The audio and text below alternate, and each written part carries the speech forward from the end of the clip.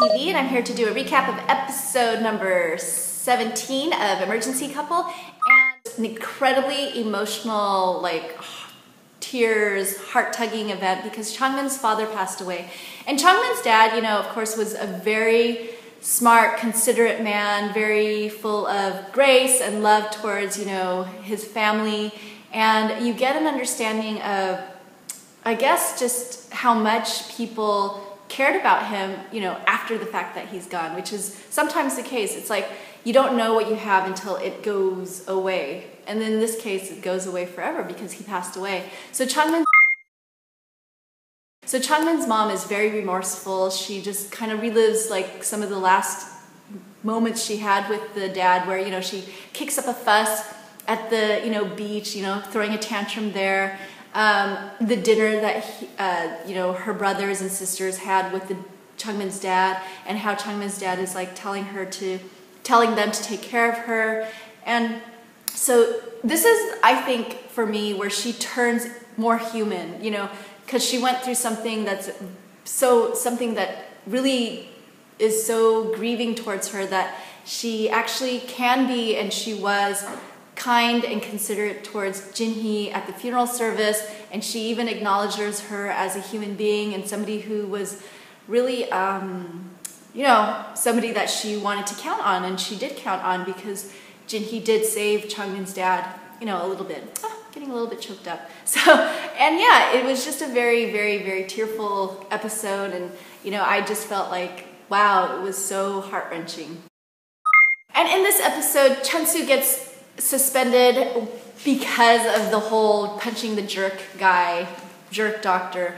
And, you know, physical violence is never a good thing, but, you know, I can see where Chunsu was going with it and why he felt the need for it. So, you know, that happens.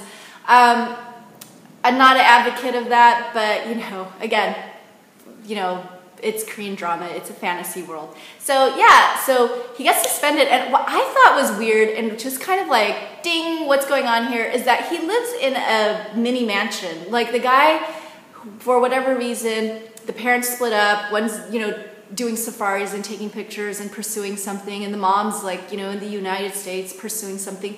But the guy lives in a really expensive, very nice house where he's just littering it with his clothes and all this other stuff. So you I'm definitely curious about Chunsu's background. We might not know more about it, you know, like, you know, why his parents split up and why he's so wealthy and why he's just been a resident or chief resident for all these years, why he doesn't just move on with his life. So, like, you know, he's kind of a little bit of a Miss Havisham from Great Expectations, where he's kind of stuck. He's not able to move past, like, certain things, even though he seems to be a very stable, very aware person. But there's something about him that he's not emotionally available. He's kind of stuck, and maybe Jinhee's the person to help him get out of that mode. So Jinhee visits Chunsu in this amazing place, and it was a very cute interaction because she's like trying to help him with the barbecue. She accidentally sets her clothing on fire, you know, and I think that they really get to know each other a lot better and get closer to each other because they have these like very deep talks. And, you know, she actually catches him pretty much paraphrasing or copying word for word a deep sentiment from a book she's reading and kind of like claiming it as his own. So he's kind of like, ooh, whoa. So I thought that was kind of cute. And yeah, it was a very cute interaction. And then we cut to a different scene.